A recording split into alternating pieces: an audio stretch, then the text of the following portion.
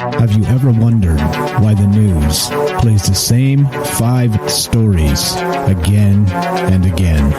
Let me give you a little hint. Brainwashing and repetition is the most basic form of brainwashing. Join me as we look at the news cycle and talk about why the mainstream media is so gutless and afraid to report the truth.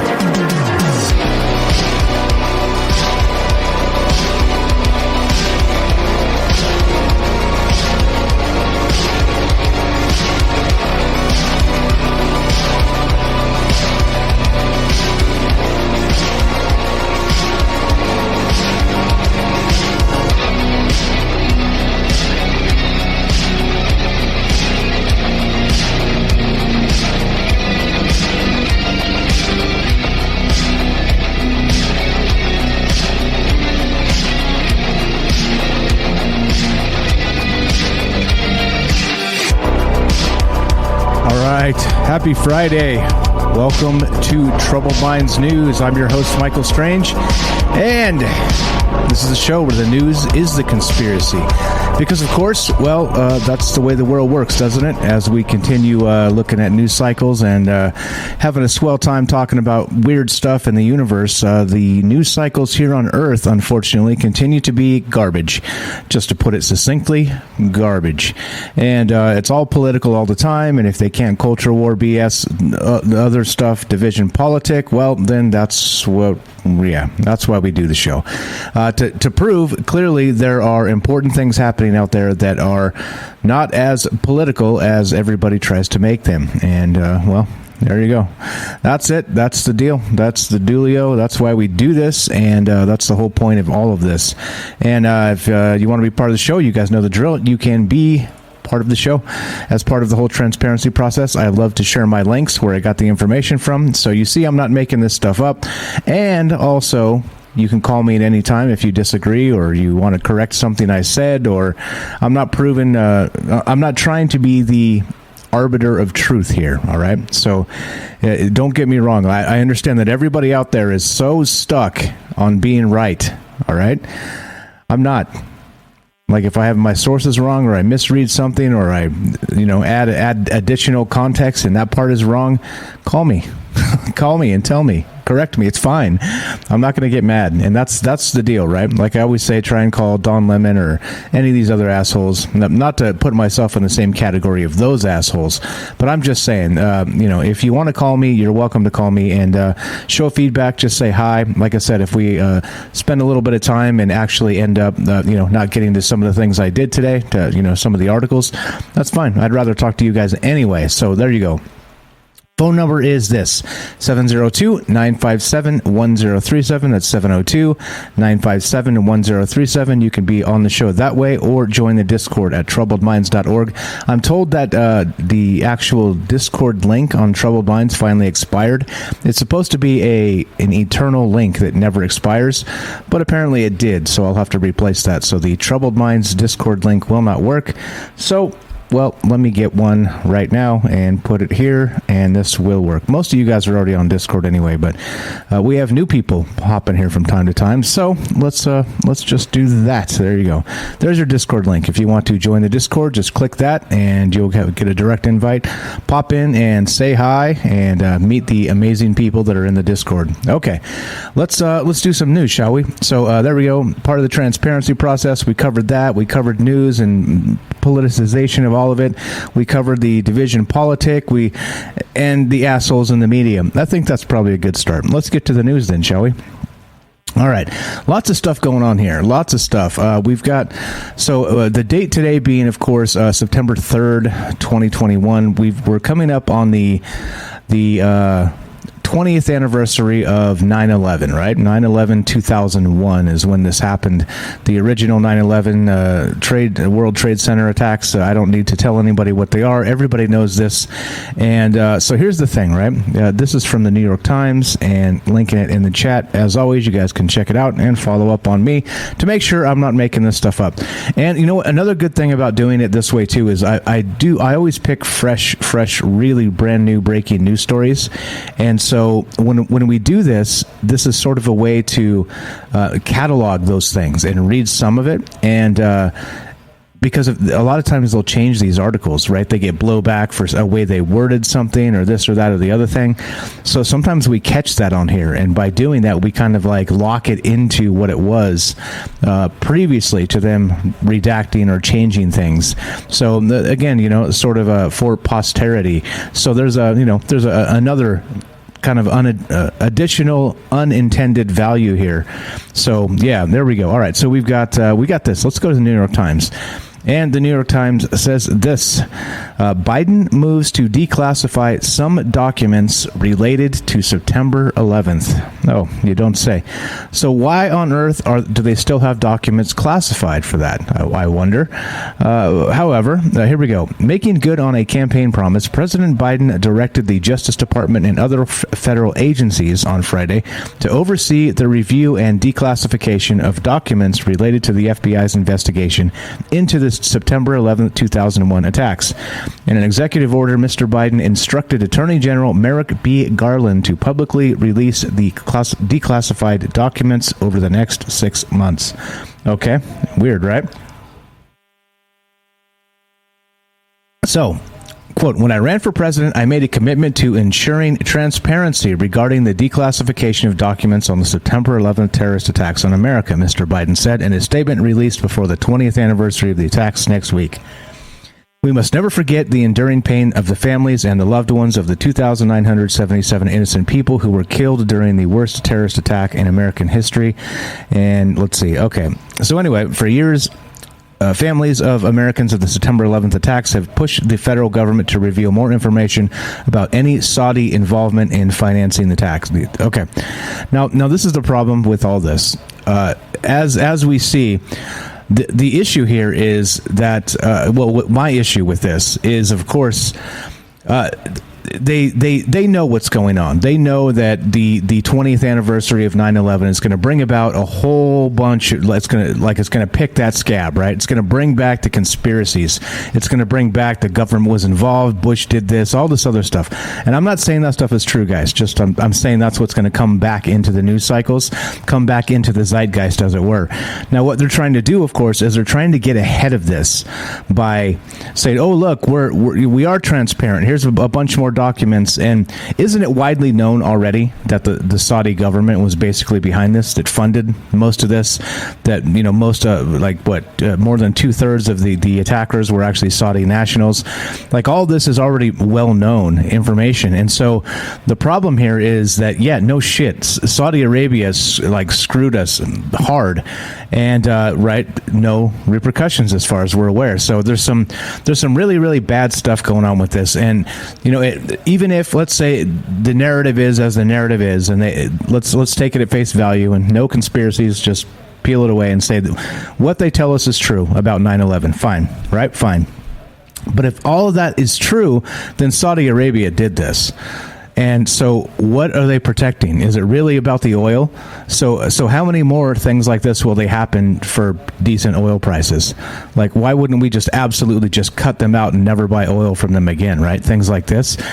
It's possible. It's possible. So I don't know. It's like it kind of I don't know. It conjures dark thoughts in my mind of why a country like this is able to do something so horrific and completely get away with it. I mean, right? I'm not going all biblical saying an eye for an eye, and 2 buildings in Saudi Arabia or 3 or 4 should come down.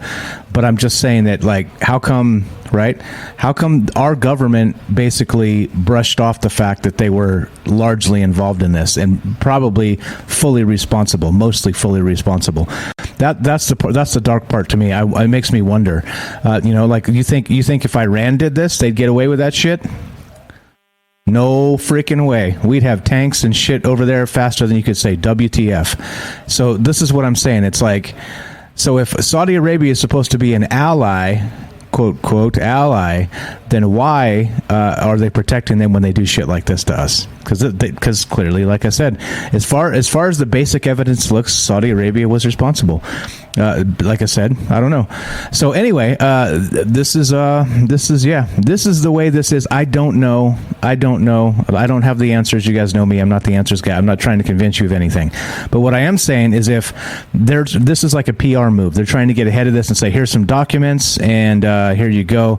And then when the blowback comes next week for the anniversary of 9/11, the Biden administration can say, no, we're committed to transparency. We gave you new information, blah, blah. It's going to be their defense, right? So, like always, this stuff is planned, and they know what kind of media frenzy is going to kind of happen with this, and it's a no-win situation, right? Because a bunch of people died. It was a horrific thing, right? So all you can do is basically go off on the government and how they didn't handle it correctly, how they didn't seek out, the proper retribution to the right parties, right? The old Iraq War and the weapons of mass destruction, right? That whole bit, which again, the famous, if you guys listen to Clyde Lewis, infamously, even on Family Guy, they have Brian talking about 9/11 and how, no, it had nothing to do with Iran or Iraq. So, that's the way it is. So I don't know. We'll see what happens coming up in the next 8 days. It's the 3rd, so 8 days away. For the anniversary here. Like I said, if you're expecting us to do a show on this, we're not going to. A Troubled Mind show. We will not do a show on 9/11. Only because when other people do everything else, we let them have it. We do something else. So if you're looking for other programming around that time, we'll be doing the other programming because, and I say programming, we're not programming anybody, but you get the drift. Other topics, let's say. That's the trick here. So, okay. So anyway, interesting that they're going to release these documents. What does this mean? Like I said, it's probably a PR move, like always. And anyway, so we'll see what happens. If there's going to be, actually it says in the next 6 months, right? Over the next 6 months. So we're not even going to get these before this the anniversary. So this is just a talking point, right? Well, Joe Biden has already, ordered his attorney general, right? But if he did, right, if he gave a shit about this, he'd have done this earlier, and they'd have been working on this, and they'd have been able to give us these documents before, right? So anyway, there you go. There's that, and I don't know. It's a little bit, I don't know, tasteless. It's just not. This is not a happy thing. So it's one of those, right? But and also don't get me wrong. There are many also other not happy things that happen the world over all the time. But this one in particular kind of reeks to high heaven of some shenanigans, and so that's where. Anyway, I digress. There's my point. It's a PR move, and sadly, we're not going to get any of that information prior to that media blitz of the anniversary. Anyhow, so give me just one moment here. Let's see, getting a call from Mrs. Strange. 1 second.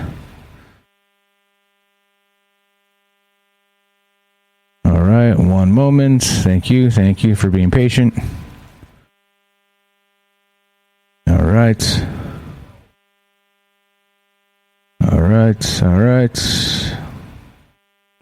Okay. All right. Let's continue, shall we? This is from phys.org, phys.org, and as always, one of my favorite websites because mostly they don't politicize anything. So here we go. This is CRISPR. Researchers develop an engineered mini CRISPR genome editing system. Yeah, this is sweet. As everything gets easier and more compact, so does CRISPR. The common analogy for CRISPR gene editing is that it works like a molecular scissors, cutting out select sections of DNA. Stanley Key, QI is his last name there, Key, I guess, assistant professor of bioengineering at Stanford University, likes that analogy, but he thinks it's also time to reimagine CRISPR as a Swiss Army knife. All right. Yeah. Quote, CRISPR can be as simple as a cutter or more advanced as a regulator, an editor, a labeler, or imager. Many applications are emerging from this exciting field, said Key, who is also an assistant professor of chemical and systems biology in the Stanford School of Medicine and a Stanford CHEM-H Institute scholar. The many different CRISPR systems in use are being clinically tested for gene therapy diseases in the eye, liver, and brain. However, remain limited in their scope because they all suffer from the same flaw. They're too large and therefore too hard to deliver into cells, tissues, or living organisms. So, yep, got it. In a paper published September 3rd in Molecular Cell, Key and his collaborators announce what they believe is a major step forward for CRISPR, an efficient, multi-purpose mini CRISPR system. Whereas the commonly used CRISPR systems with names like Cas9 and Cas12a, denoting various versions of CRISPR-associated proteins, are made out of about 1,000 to 1,500 amino acids. Their Cas-Mini has 529. The researchers confirmed in experiments that Cas-Mini could delete, activate, and edit genetic code just like its beefier counterparts. Its smaller size means it should be easier to deliver into cells and the human body, making it a potential tool for treating diverse ailments, including eye disease, organ degeneration, and genetic diseases naturally. Okay. All right. Cool. All right. There we go. So this is again, like I said, technology gets smaller. Our smartphones get smaller. Everything gets smaller, right? Isn't it weird with the smartphones, by the way, how they got smaller, and then that was the trend, and then now they get bigger, and then they're getting smaller again. It's like people can't make up their damn minds. Yeah. Weird. Okay, anyway, so CRISPR is getting mini CRISPR, yeah. And what's up, guys? Night Stalker says, yeah, I'm not itching for any 9/11 shows. Yeah, right? It's the same... It's horrific, I get it, but it's the same type of crap they kind of kick in our face every year, right? But this will be the 20th anniversary, so it's going to be extra kick mud in your face and make you feel bad about not paying your taxes or whatever.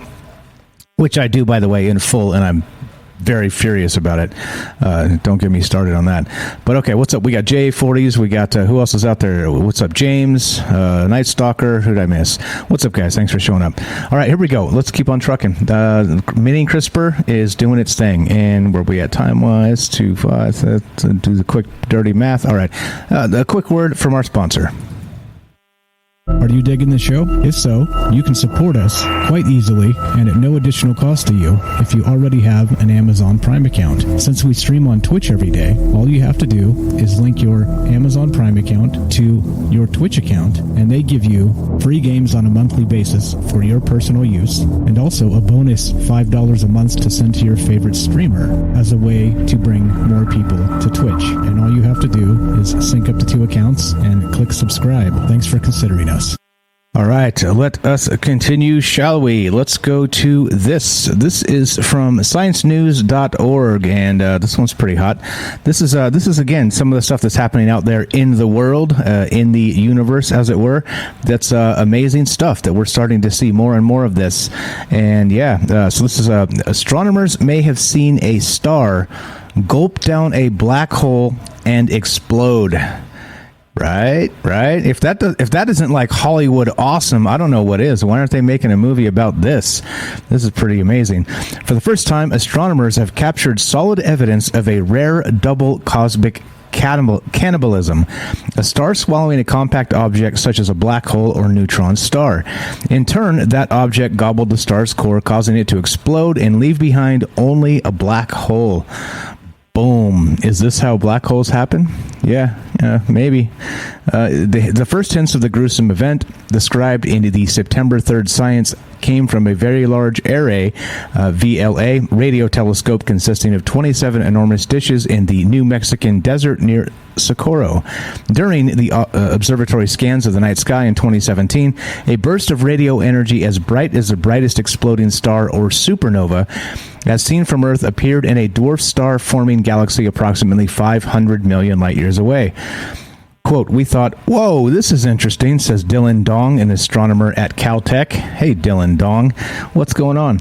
He and his colleagues made follow-up observations of the galaxy using the VLA and one of the telescopes in the W.M. Keck Observatory in Hawaii, which sees in the same optical light as our eyes. The Keck telescope caught a luminous outflow of material spewing in all directions at 3.2 million kilometers per hour from a central location, suggesting that an energetic explosion had occurred in the past. And like I said, if this isn't super cool, I don't know what is, because where's the Hollywood movie? Let's get Bruce Willis into this. Let's do it. Let's make this happen. Or I guess Nick Cage is getting back in the game. Maybe this could be his movie. I don't know. The team then found an extremely bright X-ray source in archival data from the Monitor of All Sky X-ray Image, the MAXI telescope, a Japanese instrument that sits on the International Space Station. This X-ray burst was in the same place as the radio one, but had been observed way back in 2014. Piecing the data together, Dong and his colleagues think this is what happened. Long ago, a binary pair of stars were born orbiting each other. One died in a spectacular supernova and became either a neutron star or a black hole. As gravity brought the two objects together, the dead star actually entered the outer layers of its larger stellar sibling. Yeah, sweet. Boom, right? Cosmic boom. The compact object spiraled inside the still-living star for hundreds of years, eventually making its way down to and then eating its partner's core. Oh, how romantic. During this time, the larger star shed huge amounts of gas and dust, forming a shell of material around the duo. Yeah, anyway, theorists have previously envisioned such a scenario, dubbed a merger-triggered core collapse supernova. This appears to represent the first direct observation of this phenomenon, Dong says. Anyway, pretty cool stuff here. This is why I love space, because the more we watch, the more we find amazing things. And well, like Derek says, maybe space doesn't exist. But he doesn't believe that at all. But anyway, he always respects the right of people to not believe space is a thing. But I believe space is a thing. So, and that's why we do a lot of space news, because, well, they'd have to make up a lot of hogwash, wouldn't they? Anyway, there's my space is real take. All right, and the Earth is round, by the way. The world is round, globe, ish, definitely. Not flat, just saying. All right, anyway, I know I'm going to catch a bunch of flack for that, but oh well, what can you do? Here we go. News.yahoo.com. Pretty good stuff here. On Mars, NASA's Perseverance rover drilled the rocks it came for. Yes. All right. Now, remember, what happened with this is that the first time they drilled into a very soft rock, apparently, that they weren't able to actually collect any sample from. So they drilled into it, and if it was, super soft, like a kind of sand that just crumbles, it crumbled away. They weren't able to get any of the actual specimen inside the tube. Remember, it seemed suspicious, seemed like, what the hell's going on? Maybe they had faulty equipment. Maybe the rocks on Mars were, I don't know, fake. Anyway, you know what I'm saying? Wink, wink. But speaking of space not being real. But okay, here we go. The rock appeared where it should have been, captured within the drill bit of NASA's latest Mars rover Perseverance. And so, yeah, it looks like they finally got a sample. After a perplexing failure last month, NASA's latest Mars rover Perseverance was able to successfully collect a sample of rock on Wednesday.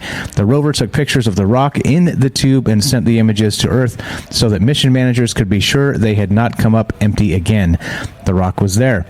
Adam Stelzner, the chief engineer for the rover, enthused on Twitter on Thursday morning, describing it as one beautifully perfect cord sample.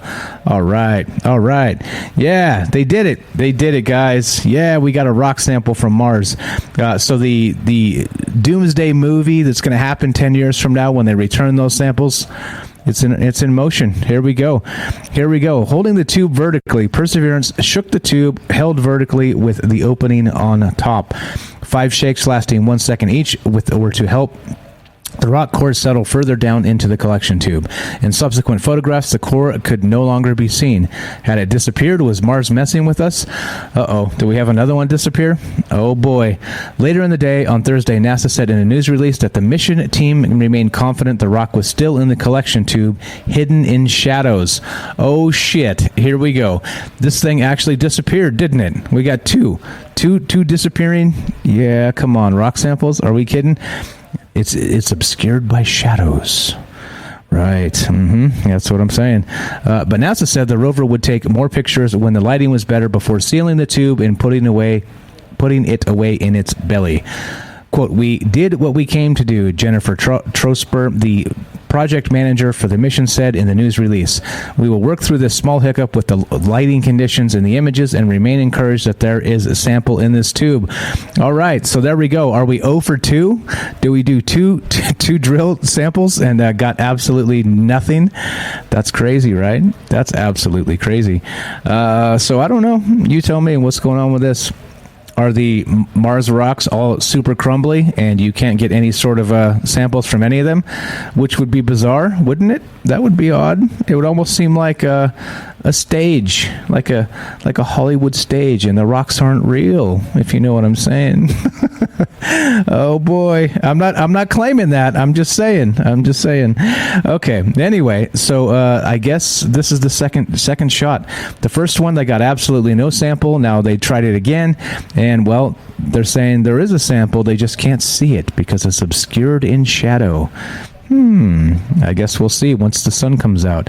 And as Little Orphan Annie said, you already know, the sun will come out tomorrow. All right. Anyway, let's continue, shall we? If you guys want to be a part of the show at any point, give us a call, 702-957-1037, troubledminds.org, and you can be on the show and tell me what you think about this or anything else, or tell me how you're itching to listen to a 9/11 conspiracy show next week.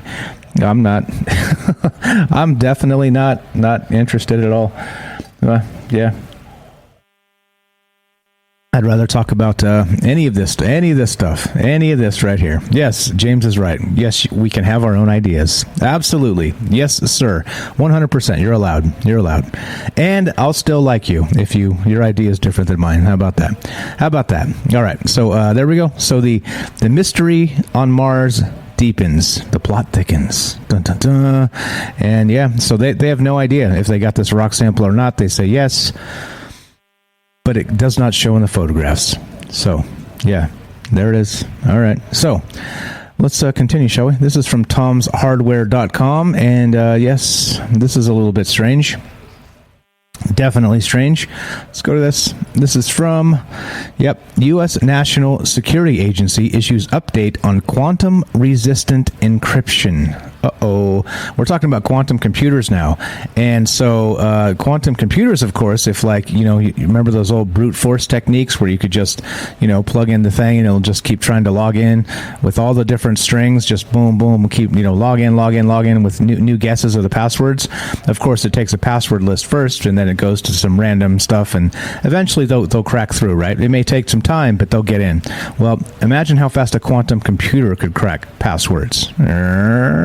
And of course, with state actors, China, Russia, are most likely hacking partners, if you understand what I mean, are now becoming more and more on board with these quantum computer type things. Well, yes, then they're going to be able to crack passwords like crazy. So here we go.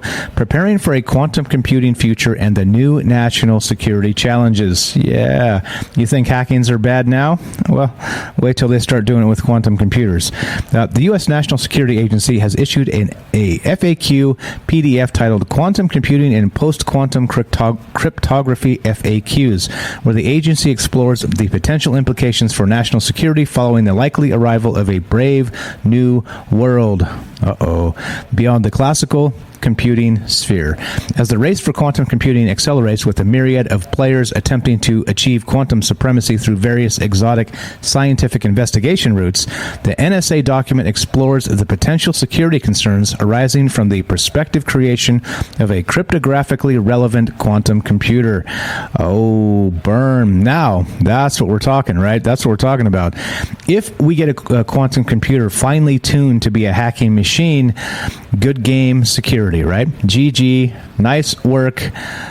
You played a lousy game and you lost. And yeah, well, that's what's happening here. If this happens, or maybe this has already happened, and this is what's going on, right? Is that there is no security, right? Again, as we always say, there's sort of this illusion of security anyway. If you can build it, you can hack it. I've always said that, and that's true.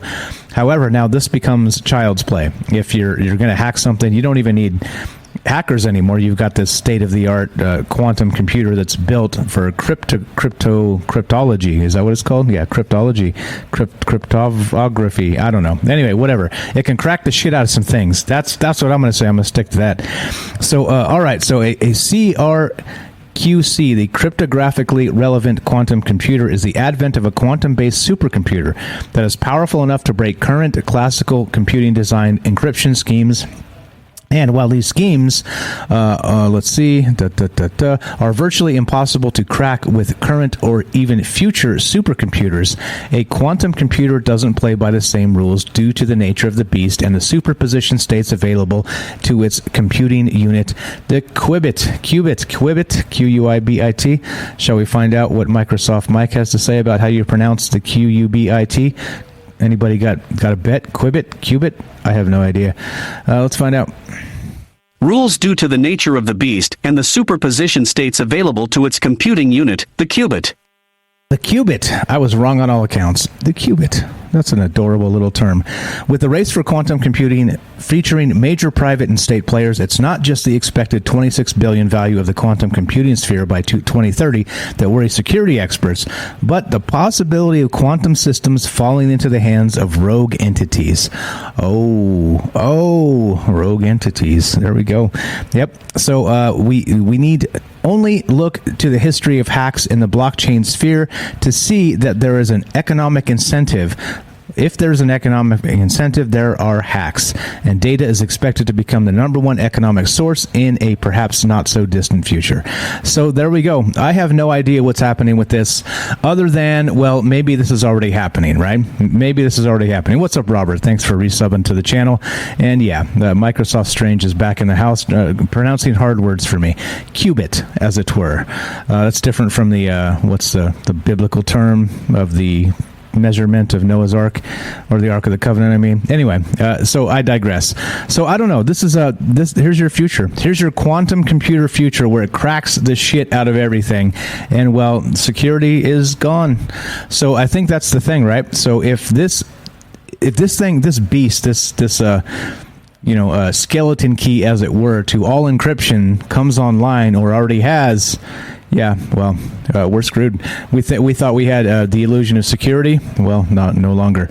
So think about what this would do to like data administration and things like this. About the entire security sector of, yeah. So there is a paper, a PDF written by the NSA. If you guys want to read this, it's fascinating stuff. And this is where we're at. Well, yep. Quantum computing and post-quantum cryptography. So yeah, I don't know. You tell me. Is this going to be good? Is this going to be bad? Is it? Are we going to just say fuck it? Everything's going to be open source on the internet, and that's the way it's going to be because, well, you can just crack in anyway. So yeah, I don't know. You tell me. But all right, so let's take a quick break. You guys know how those go as we do our thing and hang out for just a moment. And yeah, let's take just a fast break. Just a real, yeah. This is Troubled Minds News. I'm Michael Strange. Don't go anywhere. More after the break. All right, welcome back to Troubled Minds News. Let's continue, shall we? There's more. There's always more here. If you track down more news, more news ye shall find. So let's go. Let's do it. Let's go to livescience.com, and this is pretty cool. I basically pulled this one up just so I could say Fermi balls, because damn right. Here we go. Is dark matter made of Fermi balls forged in the Big Bang? There you go. There's a new one you can add to it. Instead of me going, show me your feet, I can say, where are the Fermi balls? The mysterious matter may have come from quantum bags that got squished together in the early universe. All right, here we go. Dark matter. The mysterious substance that exerts gravity but doesn't interact with light might be made of tiny black holes permeating the universe. We've talked about this, primordial black holes. And according to the new theory, those black holes might have been made from Fermi balls or quantum bags. Doesn't that sound dirtier and dirtier? Quantum bags is subatomic particles known as fermions that got smooshed together in dense pockets during the universe's infancy. And dare you think that smooshed is not actually in this article? Yep, there you go. Smooshed together. There's your fact check. There's your fact check. There you go. The theory could explain why dark matter came to dominate the universe. We find that in some cases, the Fermi balls are so dense that there are fermions are too close to each other, triggering the collapse of a Fermi ball into a black hole. Ki Pan-zi, a researcher at the Center for Theoretical Physics at Seoul National University in South Korea, told Live Science. oh goodness gracious. Let's get Microsoft Mike Strange, read this, and yeah, big words. CNN collaborator Kayaharu Kawana, also of the Center for Theoretical Physics, have devised a new scenario to explain how dark matter came to dominate the universe. In the midst of an incredible... Where's it at? Oh boy. In the midst of an incredible transformation, when the cosmos was less than a second old, a new kind of particle got trapped, collapsing to such a small point that they transformed into black holes. Those black holes then flooded the universe, providing the heft required to explain dark matter. And as usual, this is one of those mysteries. We're still trying to figure out what dark matter actually is. It's a gravity signature that does not interact with light, and so there has been speculation about all kinds of things. Is it indeed these primordial black holes? Is it something else? Is it, right? Who knows? So we've talked about scientists speculating these are portals to other dimensions and things like this. So who knows? As we see, science is still trying to figure out what the hell's going on with this dark matter stuff. And I don't know. Like I said, I am not the arbiter of truth, so we'll just keep on considering all of the possibilities, and that's what we do anyway. So, there you go. Squishing Fermi balls from the Big Bang. You got it. All right, let's go to phys.org. Let's keep on trucking. As much as I love talking about Fermi balls, well, let's move to volcanoes. You know me and how I love to politicize volcanoes. Here we go. Phys.org. Study reveals, this is from today, by the way, September 3rd. Study reveals threat of catastrophic super volcano eruptions ever present. Ooh, scary. So this is gloom and doom. How come the media hasn't run with this? Because this is too gloom and doom, right? That's why. It has to be a manageable amount of gloom and doom. When it becomes like world-ending gloom and doom, they don't want to touch that, because then people stop paying their taxes. There you go. Robert says, I used to have Fermi balls. I knew it. I knew the joke was going to come. And of course, Robert, slam dunking the easy joke. Nice one, Robert. Here we go. Curtin scientists, CURTIN, what the hell does that mean? Are part of... What the hell does that mean? Oh, by Curtin University. Gotcha. It's a place. I thought that was like a dirty scientists. No, Curtin scientists, there we go, are part of an international research team that studied an ancient supervolcano in Indonesia and found such volcanoes remain active and hazardous for thousands of years after a super eruption, prompting the need for a rethink of how these potentially catastrophic events are predicted. Associate Professor Martin Danisic, lead Australian author from the Curtin University, said supervolcanoes often erupted several times with intervals of tens of thousands of years between the big eruptions, but it was not known what happened during the dormant periods. Quote, gaining an understanding of those lengthy dormant periods will determine what we look for in young active supervolcanoes to help us predict future eruptions, Associate Professor Danisic said. Super eruptions are among the most catastrophic events in Earth's history, venting tremendous amounts of magma almost instantaneously. They can impact global climates to the point of tipping the Earth into a volcanic winter, which is an abnormally cold period that may result in widespread famine and population disruption. And people not paying their taxes. Oh my God. All right. Anyway, learning how supervolcanoes work is important for understanding the future threat of an inevitable super eruption, which happened once about every 17,000 years. That's not good. That's not good. Let's see. What's up? What is that? Have you discussed them yet? What's happening, buddy? I don't know who you are, but welcome to the show. And that's a cryptic question. If you're trying to implicate me in some plot, I'm not that guy. Just letting you know. Anyway, using geochronological data, statistical inference, and thermal modeling, we showed that magma continued to ooze out within the caldera, or deep depression, created by the eruption of magma for 5,000 to 13,000 years after the super eruption, and then the carapace of solidified leftover magma was pushed upward like a giant turtle shell, Associate Professor Danisic Sick said. Anyway, so there you go. Like I said, some doom and gloom is fantastic if you continue to watch the media, right? But they only want a manageable amount. If we're talking about like end of the world doomsday, then you're a conspiracy theorist, right? You notice if it bleeds, it leads. That's fine. So, carnage on a small scale, we love it. The media loves it.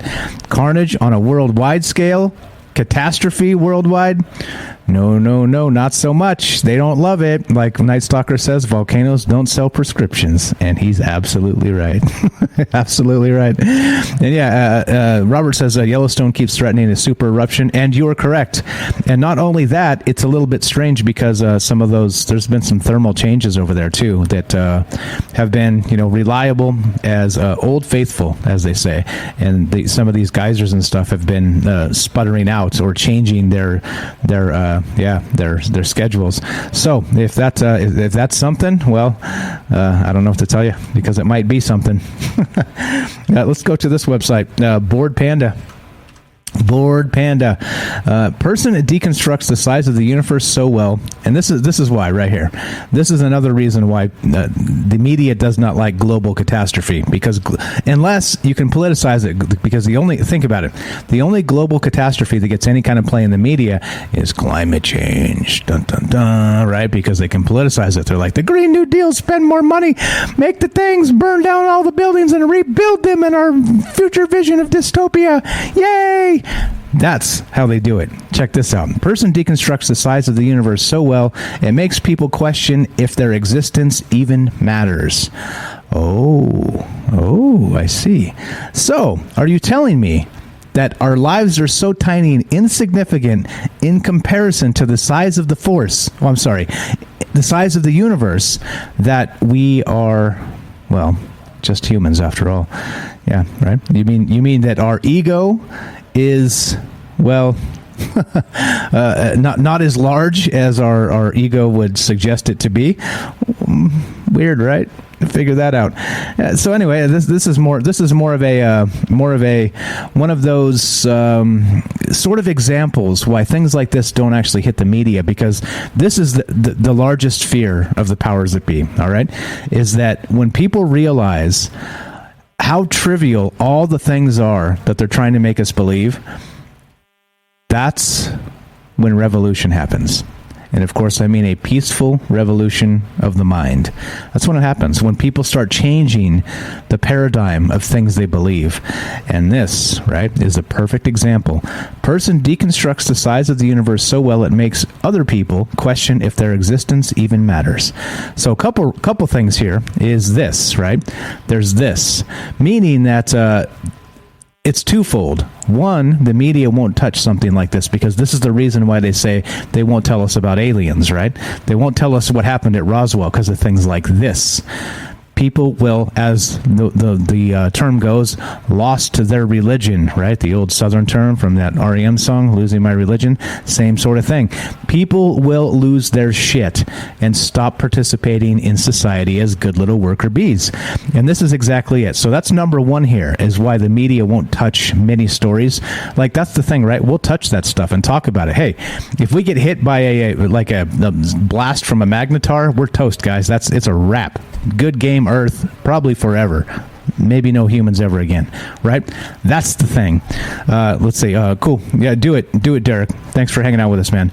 This is the thing, right? So not only that, then there's this other part. The other part here is that in the larger scheme of things, that this is true. This is completely true.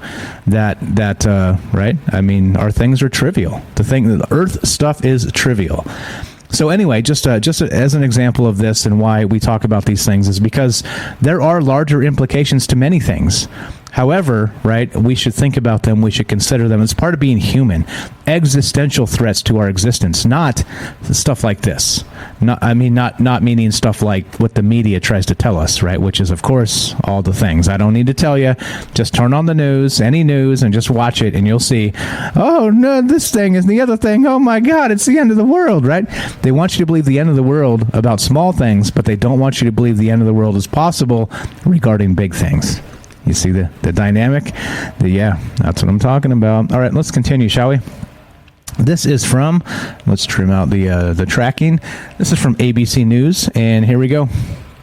There it is. This is from, check it out. QAnon shaman pleads guilty to felony charge for role in January 6th Capitol riot. All right. Yep. Okay. So the Arizona man is seen sporting a Viking helmet and fur vest during the January 6th insurrection. Oh, they're still calling it the insurrection. At the U.S. Capitol, pleaded guilty Friday to one felony count related to his participation in the riot.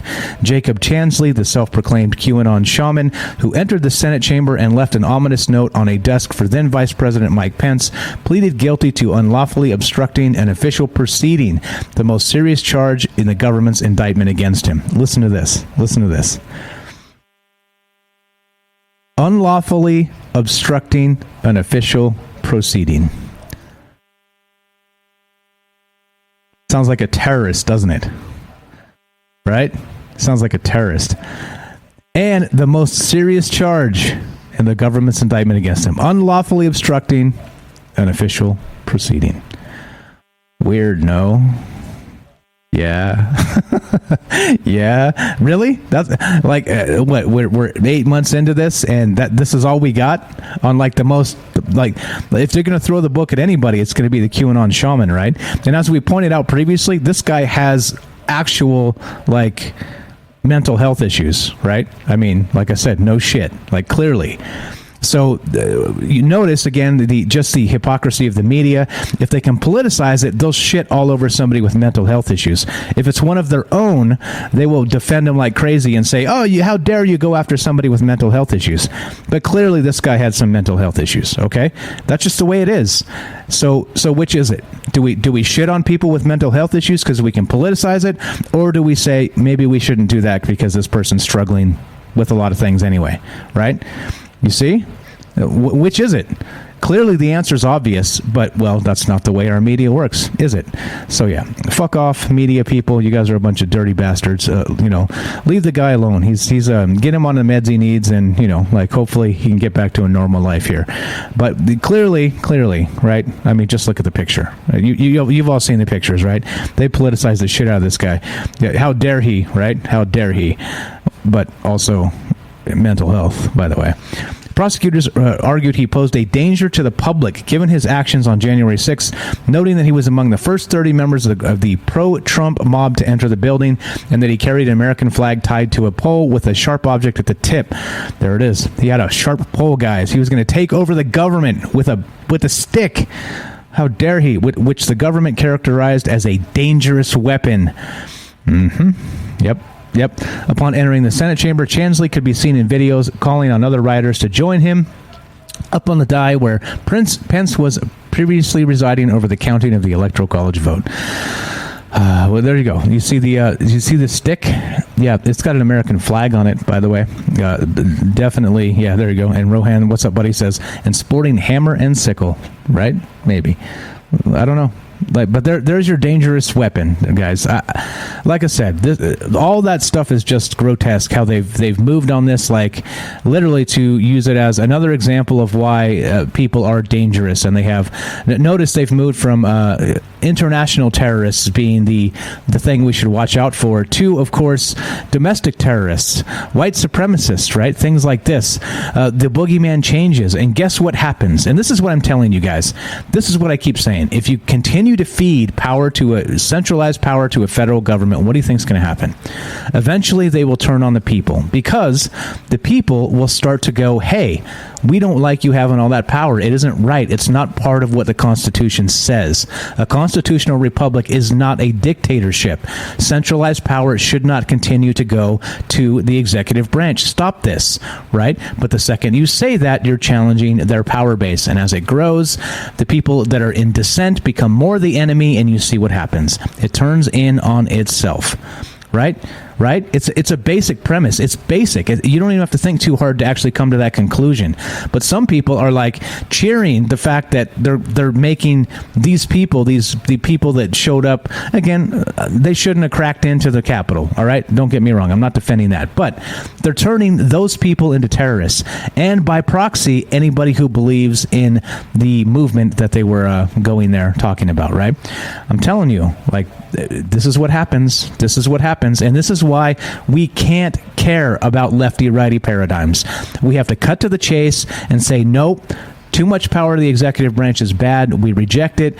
Give it back to the people, and that's that. But you see, the words I say could be twisted, that I'm a revolutionary, I'm dangerous, maybe I have a sharp stick in my house. You see what's going on here? You see what's going on here? Anyway, let us continue, shall we? Let us continue. Don't worry about that QAnon guy. He's going to be just fine. He's going to be just fine. He pled guilty. He's going to spend a few months in jail. He'll be out. And that's the most heinous charge. The most heinous charge against it, right? Yeah, okay. Anyway, here we go. Speaking of hacking and quantum computers and all the rest of this shit, this is from Forbes.com. Yeah, that's right. Is anybody out there still using Google Chrome?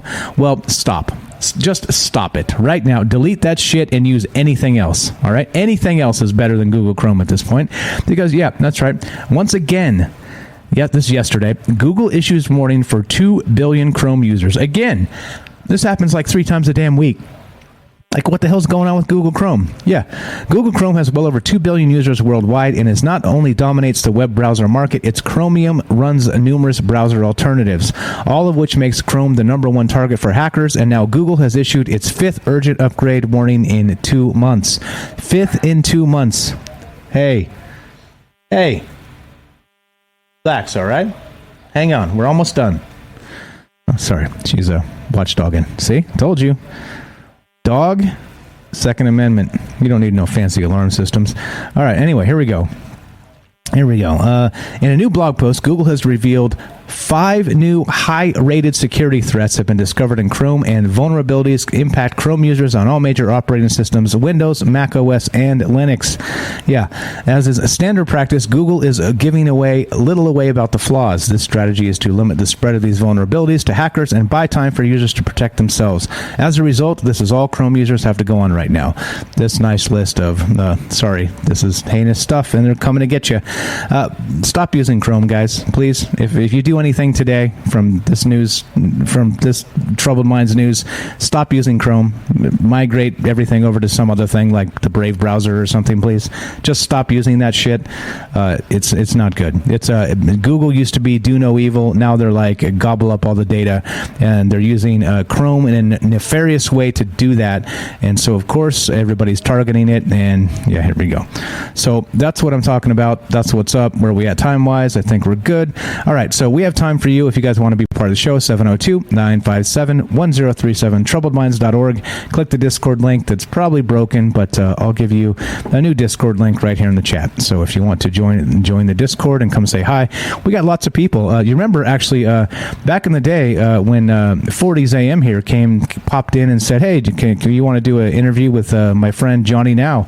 I was like, yeah, cool, let's do that. So we did an interview with Johnny Now, who's on Twitch, and he was quite a ways ahead of us as far as people on the Discord, but we've caught him, by the way. We've caught Johnny Now's Discord server with the amount of people we have, so that's a good thing. I know he's been on to other things and not streaming every day anymore, but still quite notable that he was far ahead of us by like 75% or something like that, and now we've caught him. So lots of smart, good people showing up and hanging out in the Discord. So please join it, come say hi, and hang out with us. Lots of smoke, lots of smart people, and there you go. What's up, Johnson? How you doing, buddy? He says, because your levels are high, Mike. The levels are high. Hell yeah. I'm not sure what that means, but I love it. It sounds great. Let's continue. Speaking of, this is from Fox News, the other most trusted source in news. Here we go. Yeah, this is pretty hot. Bill Clinton spotted in Hamptons boarding yacht with Epstein-connected billionaire sugar baron brothers. All right. There you go. All right. Both Clinton and one of the brothers appeared in Jeffrey Epstein's Little Black Book. Oh, so these networks are still in effect. I wonder what's going on here. Former President Bill Clinton was spotted in the Hamptons spending time with two prominent sugar billionaires. Wow, I didn't know you could produce enough sugar to be a billionaire. That's ridiculous. Clinton, who recently turned 75, was seen chatting and boarding a yacht with brothers Alfonso and Pepe Fanjul in Sag Harbor, New York on Tuesday. The Fanjul brothers own a sugar and real estate empire in Florida that is estimated to be worth over $8 billion. Alfonso Fanjul, 84, is a longtime Democratic donor, while his brother Pepe, 77, donated to former President Donald Trump's re-election campaign. Uh-oh, look at that. The Kabuki Theater rears its ugly head. Notably, if you just buy off both sides, you're in the right? You're in the club. You just buy off both sides and you're square no matter what happens. Anyway, both Clinton and Pepe Fanjul were friends of convicted sex criminal Jeffrey Epstein and appeared in the late financier's Black Book of wealthy and influential contacts. Chelsea Hillary and Bill Clinton have been spending time in the Hamptons ahead of the release of the FX miniseries American Crime Story Impeachment, which focuses on Bill's affair with Monica Lewinsky. I did not have sexual relations with that woman. Yeah, we've all heard the speech, but yeah, interesting, right? How some of these networks may actually be in effect. And I don't know. This is weird. This is is this really what's still going on? Is there a little Epstein Island out there that's maybe some other place in the world that's going to take 50 years to root out and track down the perpetrators? Well, by then all these folks will be dead. So, unless the transhumanism future comes and they, replace their organs with, CRISPR lab built, right, that type of shit, and robotic limbs. Wouldn't that be horrifying? Like 50 years from now, Bill Clinton is like a cyborg. Yeah, right. Anyway, point being, maybe these networks are still in effect, and maybe just because Epstein, didn't kill himself, maybe these things are actually in these child trafficking type networks for the elite are maybe still in place, right? They say you cut the head off of the snake and it dies. Well, I don't know. What do you think these people are up to? Just checking, asking for a friend. All right, let's continue, shall we? This is from the Washington Post. Democracy dies in darkness. Yeah, yes it does. Oh, yes it does. With your help, Washington Post, you dirty lying assholes. Anyway, the headline here is this: The Lonely Journey of a UFO Conspiracy Theorist. One man's search for truth, credibility, and belonging in America. What do you think this article says? Yeah, right. Yeah. All day long, Douglas Wilson had tended to cracked sidewalks and overgrown lawns, but now his shift was over, and he felt exalted as he looked up to the boundless Colorado sky. To pay the bills, Doug was a groundskeeper for a local school district in Denver, but his real calling, his vocation, was the search for the truth. Specifically, the search for truth about aliens, whose existence and technology he believed the U.S. government discovered decades ago and kept hidden from the public. Quote, I can't tell you we're ever going to find the answers in our lifetime, Doug, age 63, said one recent summer afternoon, his grandfatherly eyes peering through gold-rimmed aviator glasses. It is so very similar to the religious experience. It really is. In his other world, Doug was recently promoted Director of Investigation for the Mutual UFO Network, founded in 1969. MUFON. There you go. That's my dog freaking out. MUFON. Mutual UFO Network. Have they been compromised? In any case, I hear the word MUFON and my eyes go, MUFON. Anyway, he was promoted to Director of Investigations, founded in 1969, to dig into unidentified flying objects and alleged extraterrestrial encounters. Through screens and servers, Doug explained, he and scores of other volunteers under his helm sifted through the hundreds of UFO reports filed each month through MUFON's website and by telephone. Anyway, what do you think this says? Right, it's again equating UFOs and the search for a greater truth to a religion. You see what happens here. Like, the UFO phenomenon is real. is real. All right. What is it? I don't know. I do not know. However, they're, again, sort of smearing this as a religious search for that sort of spiritual truth. Because, of course, once they do that with the term conspiracy theorist, they can smear it and say that these people are nuts. They're insane. They don't know what they're doing, etc., so on. So, point being, the lonely journey of a UFO conspiracy theorist.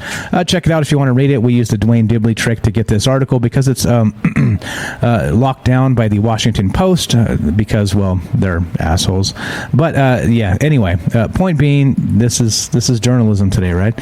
So instead of talking about the fact that there's compelling cases they should be looking into that the world should know about, well, we're going to shit on this guy for looking into it himself. You see, it's easy. It's an easy thing. It's the way the press works, and it's a pretty fascinating article. But of course, they slowly and surely paint him in a damaging light, as of course, well, you would expect. So anyway, if you want to check it out, I highly encourage it. If you don't, well, and you got better things to do, good on you. Definitely good on you. Propaganda pieces are tough to read. All right, let's go to space.com, and this is our final one for the day. And sorry for the late start today. I actually I got up early, like around 9:30, which is early for me, and did stuff with the dog and work around the house. And then I was like about 1 o'clock, and I was like, I'm going to put on some baseball and hang out for a little bit. So I put on some baseball, watched about 15-20 minutes of the MLB Network, and then I passed out. And so then I woke up right at 3, and here we are. A nice nap on a nice Friday. It's hard to argue with. So anyway, here we go. The mysterious troughs on giant asteroid Vesta keep puzzling scientists, and this is from space.com. Yep. Vesta, a massive world in the solar system's asteroid belt, sports 2 huge trough features that have long puzzled scientists, and it doesn't look like the mystery will be solved anytime soon, at least not in the new study of the features. NASA visited Vesta in 2011 and 2012 with the Dawn spacecraft, which mapped the large asteroid surface in unprecedented detail. Among the features the spacecraft studied were 2 vast troughs, one dubbed Davilia Fossae, which stretches around more than half of the asteroid at its middle, and one called Saturnalia Fossae in the northern hemisphere of the massive space rock. And let's see, can you see them? You kind of can't. Let's see. Let's make this large and go full screen. Maybe you can see these things. And there you go. We have this northern trough up here. You see my mouse? Not really. All right. Anyway, there's your photograph of what they're looking at. There seems to be like maybe something scraped across this asteroid Vesta, and they're trying to figure it out. Did it bump into something or whatever else? And so there we go. Blah blah. Theories on how exactly these 2 features formed vary, but one suggests each is the result of a cataclysmic impact. Scientists hope that solving the mystery of how these structures formed will shed light on the history of Vesta and possibly other large bodies in the solar system. Quote, Vesta was on the way to becoming an Earth-like planet too, but planet formation stopped along the way there early in the history of our solar system. Chris Klimczak, a geologist at the University of Georgia, said about his new paper and in a statement. So there's a paper on this. They're talking about this. Pretty cool stuff. Like I said, there's looks like this thing got in a fender bender, an asteroid fender bender. So anyway, we'll keep an eye on this. All this stuff as it develops, and we'll continue trucking and talking about all the amazing things, because that's what we do. There you go. Robert's got it right. If I need to fall asleep, I put on CNN. Yeah, right? Or Fox News or any of the rest. Try Rachel Maddow. I highly recommend that. If you're not raging pissed off after 5 minutes, you're asleep. It's magical even. It's magical like the troughs on this rock. Yes. All right. So anyway, as we finish and continue to do our thing, as you know, we've moved off of Facebook for Troubled Minds onto Rockfin. I'd appreciate it if you guys that are subbed up to Patreon would move your subscriptions over to Rockfin, because it's again, blockchain crypto based. They don't take fees. Pretty much every dollar that you put into it comes back to Troubled Minds. I appreciate that a lot. Whereas Patreon and places like that, like Twitch, unfortunately take take like huge percentages, like of that Amazon $5 that's free. Well, they take $2.50 of it back, so $2.50 only comes through, right? So that's the game they play. It's like, oh yeah, like taxes aren't enough. Now we have to take these exorbitant fees on donations and things like this, right? So yeah, no, I think it's unacceptable. So I think we're going to move off of Patreon. Like I said, if anybody has a problem with that, the difference is Patreon, we can set our price and have like really low price to support the show. But Rockfin unfortunately has one price, and it's $9.99. That's $10 a month. And I understand some people don't want to spend that much. I get it. Let me know. Reach out to me. We'll figure something out for you, because I get it. You want to support the show. You don't want to spend $10, right? I get it. There are some things I wouldn't spend $10 for either. So that's not what this is about. If you want to support the show, Rockfin's the way to do it. Just go straight to here. Actually, let me give you the link. And yeah, anyway, so that's what we're talking about. We're talking about that and how to support the show. And the reason I'm bringing it up is because I want to say thank you to the people that have supported the show. So let me get this for you real quick. And we have this, the Rockfin. See, my dog's freaking out. She's like, get me out of here. I had to go get her as the music was playing when we started, because she was outside just barking her head off, right? Like, there's this cat that sits up next door and watches her in the window, and she just goes nuts when that cat's watching her. She just, like, freaks out. So, yeah, I got to go, be a good neighbor and bring her ass inside, because she's just barking like crazy. Here we go. So landing page is this. Here we go. Here's the link. If you want to sign up for she's fine. She's spoiled as hell. If you want to sign up for and support the show at Rockfin, there you go. There's the link. Do it right there. And not only, the beautiful thing is, not only do you support Troubled Minds, you support all the rest of the people on that network. And there's a ton of people. There's a ton of people you're going to like. There's Flat Earthers on there. There's a Michael Tracy and Abby Martin. There's independent journalists. There's an unbelievable amount. There's Sam Tripoli. There's Crow 777.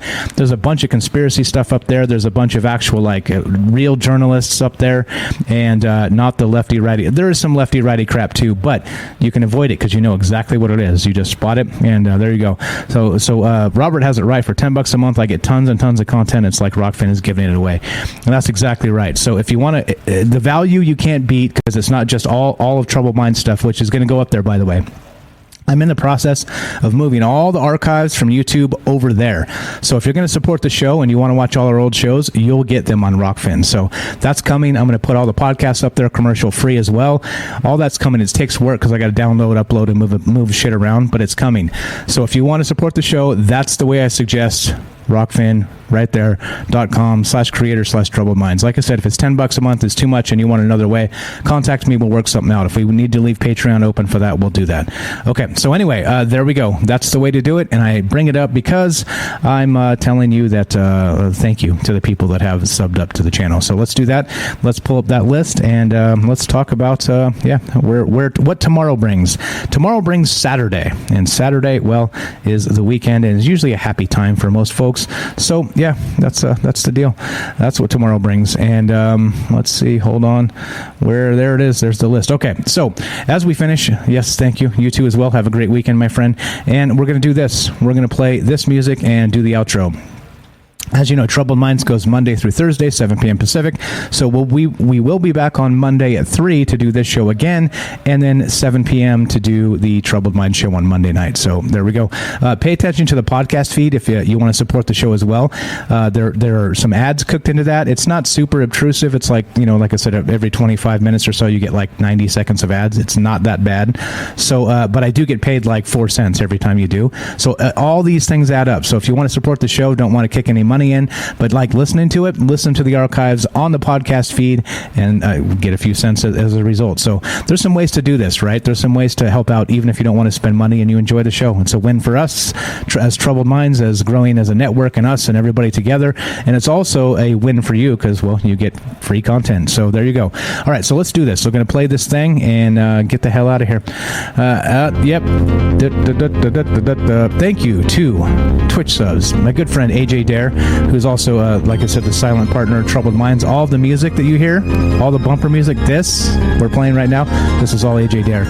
Thank you, AJ Dare. Alien Nichan, Bailey, Gibby, 2188, Dark Devious, 40s AM, Johnson, J Up, Jay from Binghamton, Large Marge, Noble Kal-El, Not the Golf Channel, Clint67, Rohan, Stinky Carnival, Super Vike 1, and Satan Claus. And the Patreon supporters, Alien Nichan, Axel Steele, Cole, Dark Devious, Dwayne Dibley, Salcedo Paranormal, J Up, Johnson, Matt Sal, and Penny. And that's as of last month. This month, I prefer you folks move over to Rockfin if it's okay.